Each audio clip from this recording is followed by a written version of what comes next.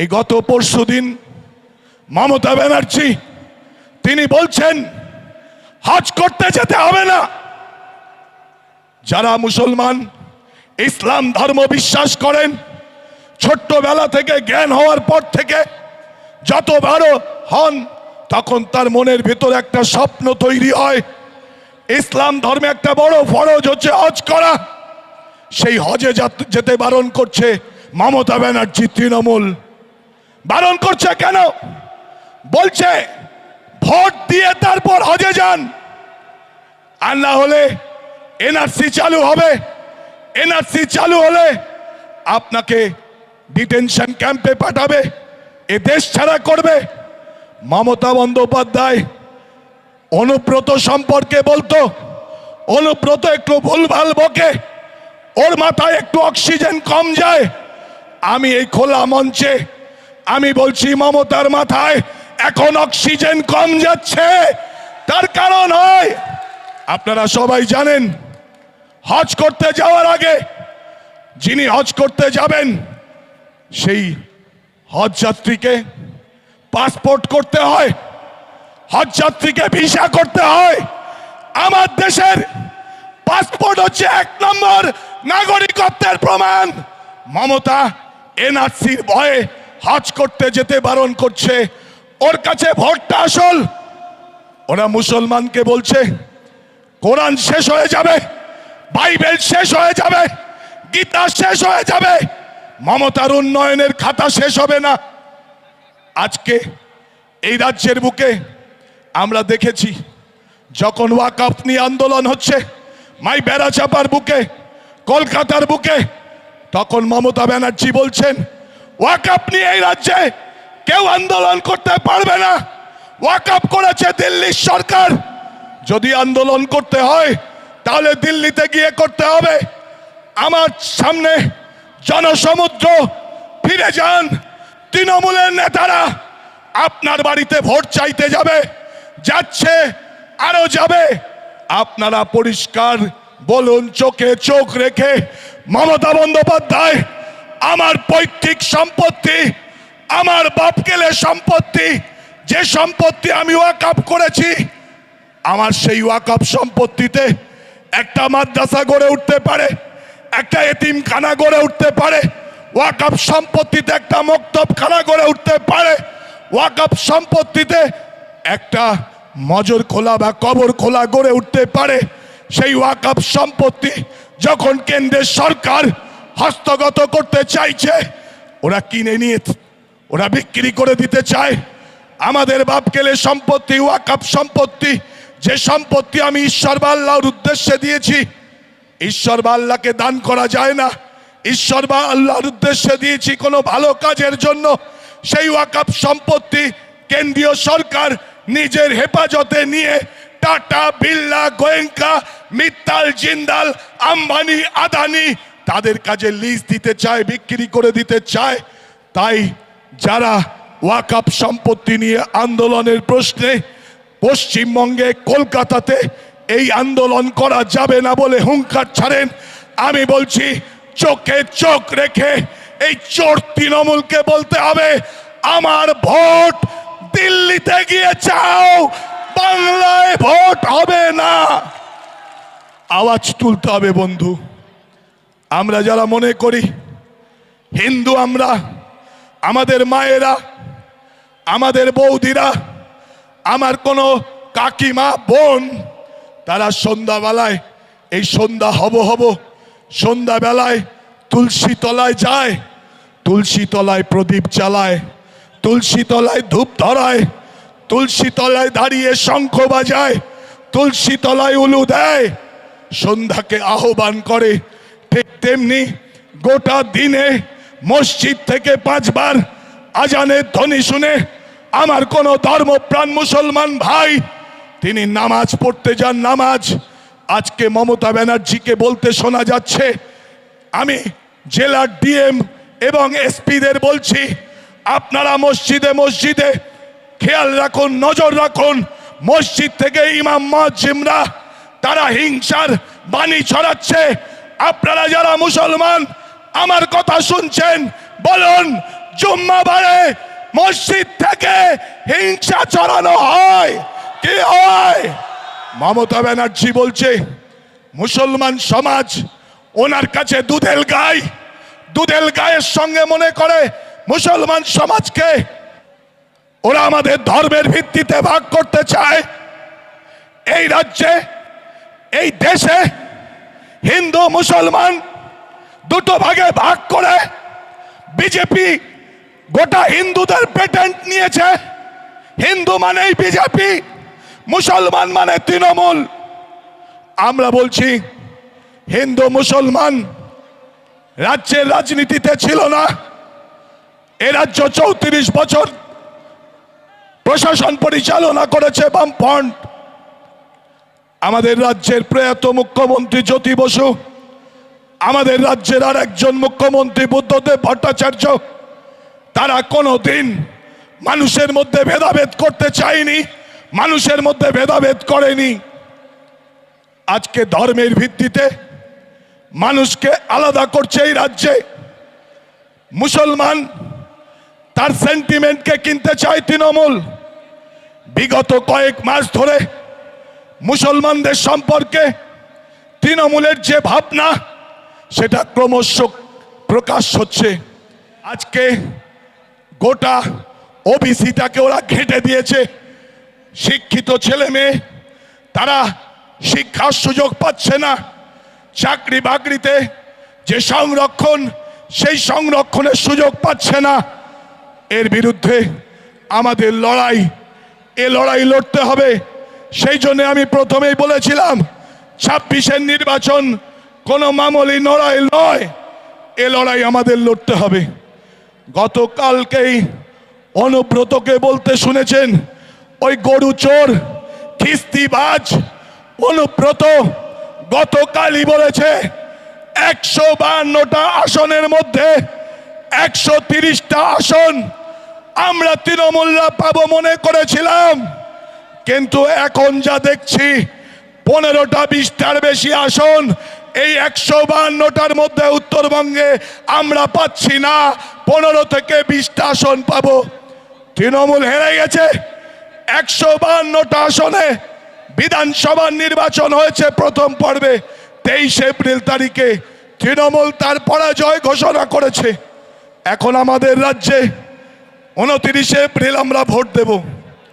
আমাদের প্রশ্ন, যে গণতন্ত্র আমরা ভোগ করেছি, বর্গার অধিকার, পাট্টার অধিকার, তৃণমূল ক্ষমতায় আসার পরেই আমাদের গোটা ব্লকে, বসুন না মিছিলগুলো ঢুকবে, আপনারা বসুন, গোটা ব্লকে বর্গার আন্দোলন, পাট্টার আন্দোলন, গরিব মানুষকে আমরা বর্গা পাট্টা দিয়েছিলাম। সেই গরিব মানুষের থেকে সেই বর্গা জমি, পাট্টা জমি, বর্গার জমি, পাট্টার জমি, সেগুলো তারা ছিনিয়ে নিচ্ছে, আবার জমিদারদের মধ্যে মহাজনদের কাছে ফিরিয়ে দিচ্ছে। ফলে স্বাভাবিকভাবেই আমরা যে কথা বলতে চাই বন্ধু, বর্গার অধিকার রক্ষা করতে হবে, পাট্টার অধিকার রক্ষা করতে হবে। দেগঙ্গাতে জোর করে গরিব মানুষের কাছ থেকে যে জমি কেড়ে নিচ্ছে, সেই জমি কারাদের বিরুদ্ধে আমাদের লড়াই জারি রাখতে হবে, লড়াই আরো দৃঢ় করতে হবে। যারা মনে করছেন এই রাজ্যে তৃণমূল ক্ষমতায় আসবে, তৃণমূল এবং বিজেপি তারা দুটো বাইনারি চালু করেছে। তৃণমূল আইএসএফ এবং সিপিআইএম এর কাছে গিয়ে, ভোটারদের কাছে গিয়ে বলছে, তোমরা খামে ভোট দিও না, তোমরা কাস্তে হাতুড়ি তাড়াতে ভোট দিও না। বিজেপি এসে যাবে বাংলায়। আবার বিজেপি খাম এবং কাস্তে হাতুড়ি চিহ্নের ভোটারদের কাছে গিয়ে বলছে, তোমরা খামে এবং কাস্তে হাতুড়িতে ভোট দিও না, তৃণমূল থেকে যাবে। আমরা মানুষকে বিকল্প বলতে চাই বন্ধু, পদ্ম ফুলের দেখতে সুন্দর, কিন্তু জলের তলায় ওর যে কাঁটা, ওই কাঁটায় বিষ আছে, বিষ। তৃণমূল রাজ্যের ভবিষ্যৎ প্রজন্মকে শেষ করেছে। কয়েকটা প্রজন্ম শেষ হয়েছে। মনে হতে পারে এই 15 বছর কয়েকটা প্রজন্ম কেন? আপনি ভাবুন, যে ছেলেটার আজকে 40-45 বছর বয়স, তার চোখে একরাশ স্বপ্ন ছিল, আমি লেখাপড়া শিখছি, আমার এই রাজ্যে ডিপ্লোমা ইঞ্জিনিয়ার, এই রাজ্যে বিটেক ইঞ্জিনিয়ার, এমটেক ইঞ্জিনিয়ার, এই রাজ্যে ফিজিক্স, ম্যাথমেটিক্স, কেমিস্ট্রিতে বিএসসি, এমএসসি অনার্স, তারা আজ কাজ পায়নি, চাকরি পায়নি। মমতা ব্যানার্জি 15 বছরের শেষে এসে ও যুব সাথী প্রকল্প চালু করেছে, 1,500 টাকা যুবকদের ভাতা দিচ্ছে। আমরা বলতে চাই, অভিষেক ব্যানার্জি বলছে হাত খরচার জন্য দিচ্ছি, হাত খরচা করবে যুবক যুবতীরা। আজকে যুবক যুবতীদের হাতে 1,500 টাকা তুলে দিয়ে হয়তো ফোনের জন্য তারা রিচার্জ করে নেবে 400 টাকার। যারা পান খায়, গুটখা খায়, বিড়ি খায়, সিগারেট খায়, তামাক খায়, তারা ওই পয়সা খরচা করবে। দিনে কোনো দিন যদি হয়, তাহলে একদিন বন্ধুদের সঙ্গে রঙিন জল খাবে, 1,500 টাকা শেষ। ওই গুটকা, বিড়ি, তামাক এর মধ্যে যুব সমাজকে ঢুকিয়ে দিতে চায়। ওরা সাট্টা, গাঁজা, জুয়াতে মানুষকে ঢুকিয়ে দিতে চায়। বেকারের ভবিষ্যৎ এইভাবে নষ্ট করছে একটা সমাজ, ছাত্র সমাজ আজকে শিক্ষার অধিকার থেকে বঞ্চিত। আপনার বাড়ির পাশে 3 তলা বাড়ি, চাকচিক্যপূর্ণ বাড়ি, বাড়ির সামনে গাড়ি, ঝাকঝিক্য গাড়ি, সেই ঝিকঝাক গাড়ি, চিকচাক বাড়ি, তার সামনে ভেতর থেকে একজন বেরিয়ে আসছে, ফুটফুটে সন্তান, পিঠে তার ব্যাগ, জলের বোতল, গলায় তার টাই, বাস এসে দাঁড়িয়ে আছে হলুদ রঙের, তাতে উঠে যাচ্ছে। আমার আপনার গরিব মানুষ, আমরা খেটে খাওয়া শ্রমজীবী, মাঠে খাটা মানুষ, কলে কারখানায় ডেলিভারের কাজ করি। আমার বাচ্চা পারবে না সেন্ট্রাল মডার্ন স্কুলে যেতে, পারবে না। আমার বাচ্চা দিল্লি পাবলিক হাই স্কুলে যেতে পারবে না। আমার আপনার বাচ্চা পড়বে পাড়ার প্রাইমারি স্কুলে আর পাশের হাই স্কুলে। আজকে সেই হাই স্কুল একের পর এক শিক্ষকের অভাবে বন্ধ হচ্ছে। যে স্কুলে শিক্ষক আছে সেই স্কুলে ছাত্রছাত্রী নেই, যে স্কুলে ছাত্রছাত্রী আছে সেই স্কুলে শিক্ষক নেই। 8,642টা বিদ্যালয় তৃণমূলের জামানায় বন্ধ হয়ে গেছে। মমতা বলেছিল 10,000 মাদ্রাসা করে দেবো রাজ্যে, মাদ্রাসা করতে পারেনি। উল্টে এই রাজ্যে আরএসএস বেড়েছে। এই রাজ্যে হাফ প্যান্টওয়ালারা এখন ফুল প্যান্ট পরে, তারা নিজেদের প্রচার করছে। বামফ্রন্টের আমল, বিজেপির ক্ষমতা ছিল না এই রাজ্যে একটা কাউন্সিলর জেতানোর, বিজেপির ক্ষমতা ছিল না একটা পৌরসভা দখল করার, বিজেপির ক্ষমতা ছিল না একটা এমএলএ এমপি পদে আসার। এখন 77টা এমএলএ, 14টা এখন এমপি, আগে 18টা এমপি ছিল। বিভিন্ন পঞ্চায়েত তারা দখল করে চালাচ্ছে, পঞ্চায়েত সমিতি চালাচ্ছে, রাজ্যে পৌরসভায় বড় একটা জায়গা দখল করে নিয়েছে। আমরা বলছি এই বিজেপি জাতির শত্রু, এই বিজেপি দেশের শত্রু। ওরা মানুষকে ভাগ করতে চায় ধর্ম দিয়ে, ওরা মানুষকে ভাগ করতে চায় জাত দিয়ে। আমরা বলছি ধর্ম যার যার, কিন্তু পেট সবার পেট। আমরা যারা ভুকা, আমরা যারা দরিদ্র, গরিব, মেহনতি মানুষ, আমাদের প্রত্যেকটা দিন আপনি দেখুন জিনিসপত্রের দাম অগ্নিগর্ভ। চালের দাম কত? 45 থেকে 65। কৃষক ধানের দাম পায় না। আলু স্টোরে ঢুকে গেলে 20 থেকে 25। কৃষক আলুর দাম পায় 2 থেকে 3 টাকা কিলো। পেঁয়াজের দাম এখন কৃষকের কাছে পেঁয়াজ হচ্ছে 10 থেকে 12 টাকা কিলো। তেলের দাম কত? কৃষক ফসলের দাম পায় না, কিন্তু মানুষ সবজি কিনতে গেলে অগ্নিগর্ভ দাম। আমার মায়েরা বসে আছেন, অনেকে আমাকে বলেন লক্ষ্মী ভান্ডার। আমি বলছি লক্ষ্মীর ভান্ডার 1,500 টাকা কেন? ওটা 500 থেকে শুরু হয়েছিল, তারপর 1,000, তারপর 1,500, লক্ষ্মীর ভান্ডার 1,500 টাকা হবে কেন? লক্ষ্মীর ভান্ডার 5,000 টাকা কেন হবে না?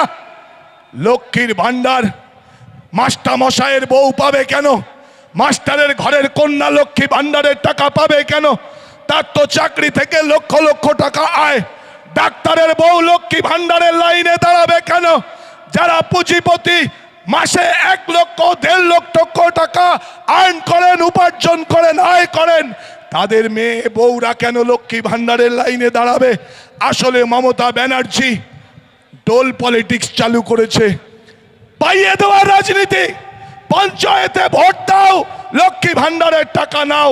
বিধানসভায় ভোট দাও, লক্ষ্মী ভান্ডারের টাকা নাও। লোকসভাতে ভোট দাও, লক্ষ্মী ভান্ডারের টাকা নাও।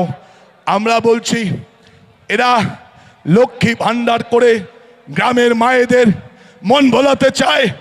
আমার ভাবিরা, চাচিরা আছেন, মায়েরা আছেন, আমি বলছি আপনি ফিরে যান বাড়িতে গিয়ে। আপনি বোঝেন আপনার স্বামী, আপনার দেওর, আপনার শ্বশুর কখনো কখনো ইচ্ছা করে জিনিস ভুলে যায়, তেল আনতে ভুলে যায়। ভুলটা তার ইচ্ছা করে নয়, আসলে তার পকেটে পয়সা নেই। আমার কোনো সন্তানের শরীর খারাপ হলে আমি তাকে পথ্য দিতে পারি না, ধার কর্জা করে ওষুধ কিনে দিতে হয়। মায়েরা বুঝুন, আজকে বাজারের প্যাকেট নিয়ে বাজারে গেলে হাতে প্যাকেটটা থাকে বটে, ছেঁকা লাগে পকেটে। মায়েদের কাছে বলবো, প্রত্যেকটা জিনিসের দাম বাড়িয়েছে। গ্যাসের সিলিন্ডার 1000 টাকা, পেট্রোলের দাম 106 টাকা, ডিজেলের দাম 93 টাকা। কেরোসিন মাই রেশনে আমি লাস্ট কেরোসিন তুলেছিলাম 11 টাকা 75 পয়সা। সেই কেরোসিন 100 টাকা লিটার রেশনে। কোথায় গেছে বাজার ব্যবস্থা? আপনাদেরকে বলতে বলবো।